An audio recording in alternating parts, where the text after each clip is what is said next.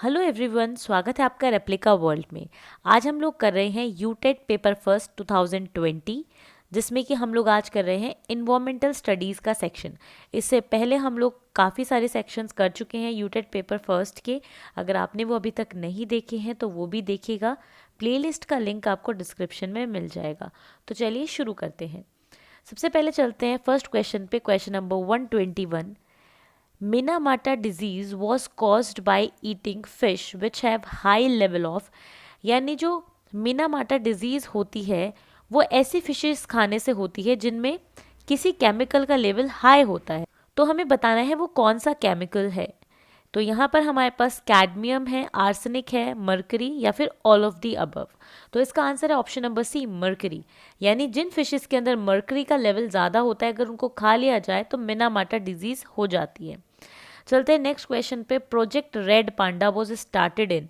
तो project red panda जो है वो कब स्टार्ट किया गया था? 1984 में, 1986, 1994 या 1996 में? तो जो इसका आंसर है वो है 1996। रेड पांडा जो हमारा प्रोजेक्ट था वो 1996 में चलाया गया था, क्योंकि रेड पांडा जो है वो एक्सटिंक्शन की तरफ जा रहे थे। उनको बचाने के लिए ये प्रोजेक्ट शुरू किया गया था इंडिया में।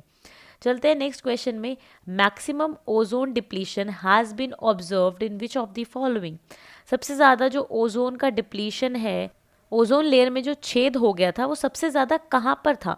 तो हमारे पास यहाँ पे चार ऑप्शंस है: the equator, the north pole, the south pole, none of the above. तो इसका जो आंसर है वो है साउथ पोल। नेक्स्ट क्वेश्चन पे चलते हैं। Which of the following will not lead to a severe water imbalance. इनमें से किस चीज़ की वजह से वाटर इम्बैलेंस नहीं होगा? ठीक है, यहाँ पे चार ऑप्शंस है: failure to recharge aquifers, uncontrolled urbanization, flawless water infrastructure या ओवर एक्सप्लॉयटेशन ऑफ वाटर। तो इसका आंसर होगा फ्लॉलेस वाटर इंफ्रास्ट्रक्चर। यानी अगर हम एक ऐसा जल संरचना बनाए, हम एक ऐसा इंफ्रास्ट्रक्चर बनाए जिसमें कोई भी दोष ना हो, कोई भी फ्लो ना हो, तो उससे तो जो वाटर का इम्बैलेंस है वो सही होगा। वाटर क्या है? बैलेंस होगा। तो इस क्वेश्चन में पूछा गया था इम्बैलेंस किन में से नहीं होगा। तो ये फ्लॉलेस वाले पॉइंट से इम्बैलेंस नहीं होगा, बल्कि बैलेंस क्रिएट होगा, इसलिए ये इसका आंसर होगा। चलते हैं नेक्स्ट क्वेश्चन पे। Where is wildlife institute of India located. Wildlife institute of India कहाँ पर है? हमारे पास चार ऑप्शन हैं: अहमदाबाद, न्यू दिल्ली, कोयम्बटूर या देहरादून। तो इसका आंसर है देहरादून। चलते हैं नेक्स्ट क्वेश्चन पे। Pankaj wants to suggest his students as to how an individual can contribute in the best possible way toward environment protection. His best suggestion would be, यानी पंकज जो है अपने स्टूडेंट को ये सिखाना चाहता है कि कोई भी पर्सन कैसे इन्वायरमेंट को प्रोटेक्ट करने में अपना योगदान दे सकता है। तो उसका बेस्ट सजेशन इनमें से क्या होगा? कि पब्लिक ट्रांसपोर्ट को यूज़ करना चाहिए ट्रैवलिंग के लिए, या फिर अपने पास कोई पर्सनल व्हीकल होना ही नहीं चाहिए, या फिर हमें बाहर ही नहीं जाना चाहिए ज़्यादा, या फिर हमें अपने इंजन्स को टाइम टू टाइम चेक कराते रहना चाहिए, जो हमारे पर्सनल व्हीकल के इंजन होते हैं। तो इसका जो बेस्ट सजेशन होगा वो होगा कि वो ये कहे कि आप लोग पब्लिक ट्रांसपोर्ट को ज़्यादा से ज़्यादा यूज़ कीजिए। बाहर जा रहे हैं तो पब्लिक ट्रांसपोर्ट से जाने की कोशिश कीजिए। तो ये बेस्ट सजेशन होगा। तो ऑप्शन नंबर ए इसका आंसर होगा। नेक्स्ट क्वेश्चन पे चलते हैं। Human activities that causes climate change on the earth include, यानी ह्यूमन की जिस एक्टिविटी की वजह से क्लाइमेट में बदलाव हुआ है वो कौन सी है? एरोसोल कैंस का इस्तेमाल करना, agriculture activities, burning of forest या सभी? तो इसका आंसर होगा सभी। तो all of the above, option number D इसका आंसर होगा। नेक्स्ट क्वेश्चन पे चलते हैं। 128, अर्थवॉर्म को फ्रेंड कहा जाता है फार्मर का, यानी किसानों का दोस्त कहा जाता है। तो उसका क्या रीज़न है, क्यों कहा जाता है? तो यहाँ पे हमारे पास चार रीज़न दिए हुए हैं, हमें बताने कौन से रीज़न इनमें से सही हैं। सबसे पहला ऑप्शन है कि जो अर्थवॉर्म्स होते हैं वो डेड लीव्स को और प्लांट्स को खा लेते हैं, और जब खाने के बाद वो जो उनका एक्सक्रीटा होता है उसको निकालते हैं, तो उससे सॉइल जो है फर्टाइल होती है। नेक्स्ट क्वेश्चन है कि जो अर्थवॉर्म्स होते हैं वो वीड्स वगैरह खा लेते हैं और मेन क्रॉप को बचाते हैं। और उसके बाद थर्ड ऑप्शन है कि वो सॉइल को फर्टाइल करते हैं, क्योंकि वो सॉइल में अंदर बाहर आते रहते हैं, तो उस वजह से सॉइल जो है फर्टाइल हो जाती है। नेक्स्ट क्वेश्चन है जो इनकी डिगिंग होती है, यानी जो अंदर जाते हैं सॉइल की, इसकी वजह से हवा और पानी को एक अच्छा पैसेज मिलता है ताकि वो सॉइल के अंदर जा सके। तो हमें बताना है कौन से ऑप्शन करेक्ट है। तो ऑप्शन नंबर बी करेक्ट है, क्योंकि इसमें कहा गया है कि फर्स्ट, थर्ड और फोर्थ ऑप्शन करेक्ट है, क्योंकि फर्स्ट में कहा गया कि उनकी वो डेड लीव्स को खाते हैं और जो उनका एक्सक्रीटा होता है उस वजह से मिट्टी फर्टाइल होती है, वो मिट्टी को सॉफ्ट करते हैं और एयर और वाटर के पैसेज को मतलब कि बनाते हैं। तो इसलिए ये जो ऑप्शन है ये सबसे सही है, ऑप्शन नंबर बी। चलते हैं नेक्स्ट क्वेश्चन पे, question number 129। Which of the following is known for producing biodiesel? इनमें से कौन बायोडीजल बनाता है? Copper leaf, jatropha, candle nut tree या फिर सर्पगंधा? तो जिसका आंसर है वो है option number B, jatropha. Next question पे चलते हैं। Asking the question how will our life get affected if there were no electricity for a month aims at, कि अगर ये पूछा जाए कि अगर एक महीने तक हमारे पास इलेक्ट्रिसिटी नहीं होगी तो क्या होगा, तो इस सवाल का क्या मतलब है? Sensitising the student on using electricity judicial, यानी बच्चों को ये कहा, मतलब ये सिखाने की कोशिश करी जा रही है कि क्यों हमें बिजली को अच्छी तरीके से विवेकपूर्ण इस्तेमाल करने की ज़रूरत है, उसको वेस्ट करने की ज़रूरत नहीं है।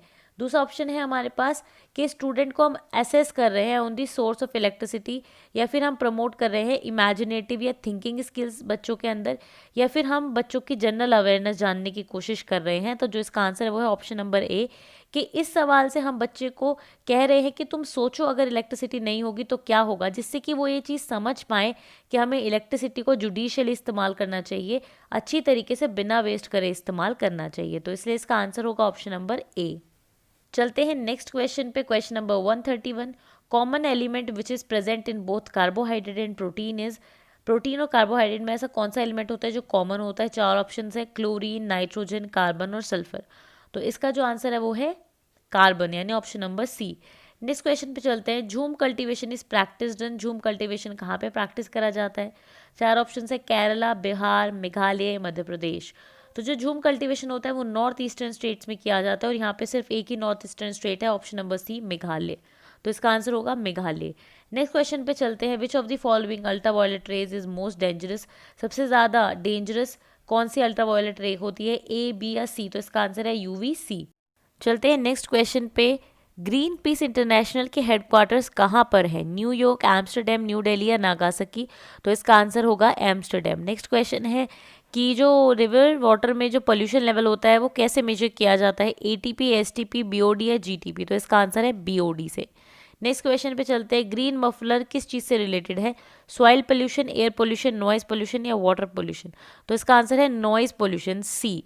ग्रीन मफलर बनाने का मतलब होता है ज़्यादा से ज़्यादा पेड़ लगाए जाएं जिससे कि हमारा जो नॉइज पोल्यूशन है वो कम हो। तो ग्रीन मफलर है नॉइज पोल्यूशन से रिलेटेड। नेक्स्ट क्वेश्चन पे चलते हैं हम।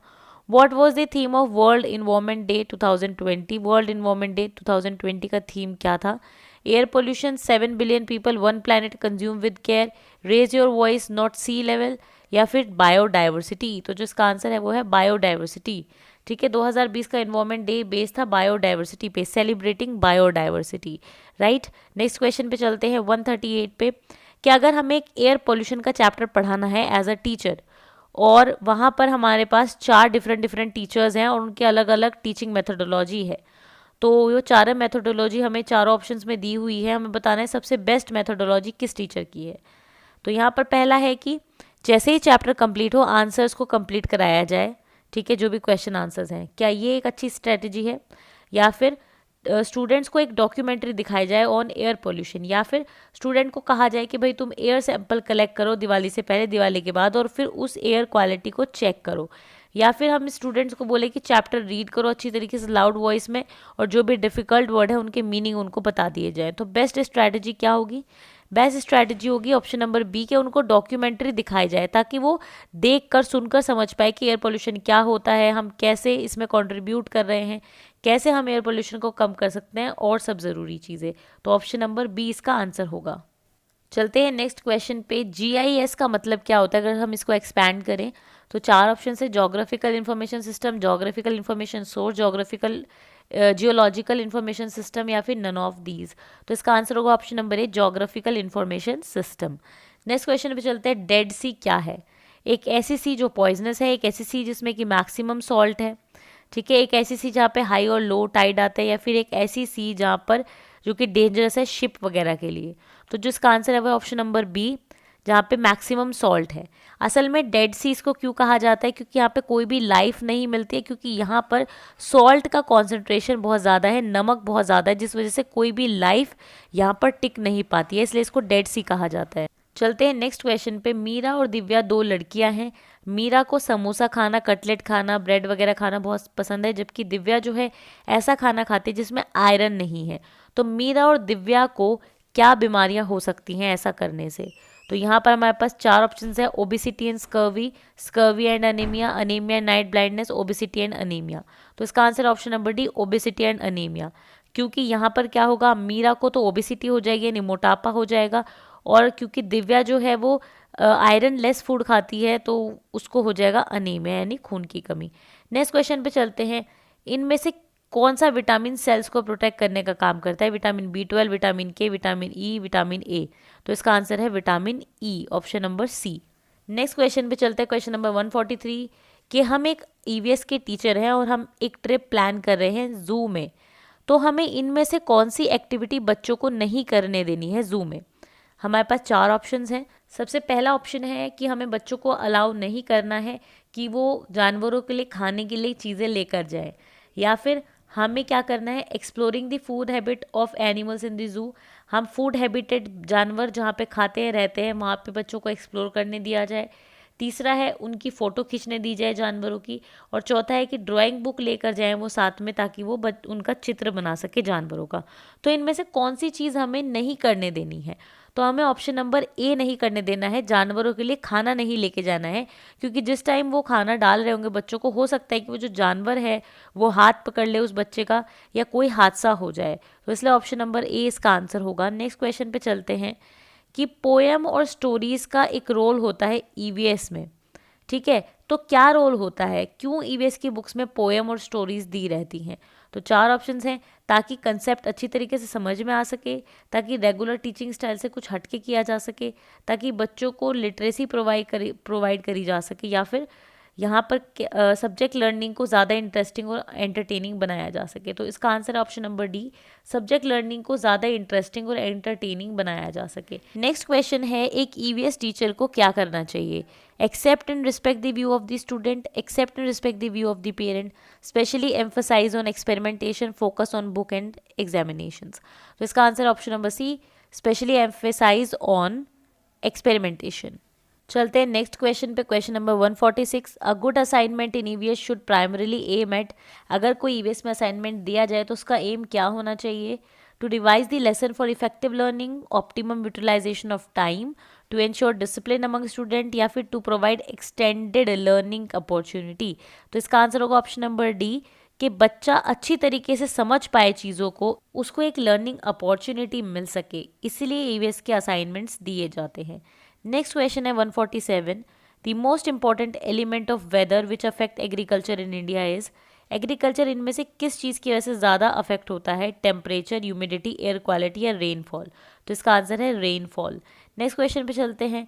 माउंट एवरेस्ट कहाँ पर है? चार ऑप्शन है, इंडिया, चाइना, तिब्बत, या नेपाल। तो इसका आंसर है Nepal, option number D. Next question है 149। अर्थ प्लेट जो रिस्पॉन्सिबल है अर्थक्वेक के लिए वो कौन सी है? Crust of the earth, mantle of the earth, inner core, या आउटर कोर। तो इसका आंसर है crust of the earth, option number A. Next question है, incomplete combustion of fuel such as petrol and diesel gives. अगर petrol और diesel का incomplete combustion किया जाएगा तो क्या मिलेगा? Nitrogen oxide, sulphur dioxide, carbon monoxide, या कार्बन डाइऑक्साइड। तो इसका answer option number C, carbon monoxide. तो इस तरीके से बच्चों हमने क्वेश्चंस कर लिए हैं EVS के। अब फर्दर वीडियोस में हम बाकी के क्वेश्चन करेंगे। तो आज के लिए सिर्फ इतना ही। मैं उम्मीद करती हूँ वीडियो आपकी अच्छी लगी होगी। अगर अच्छी लगे तो लाइक ज़रूर करें, शेयर करें और रेप्लिका वर्ल्ड को सब्सक्राइब करें।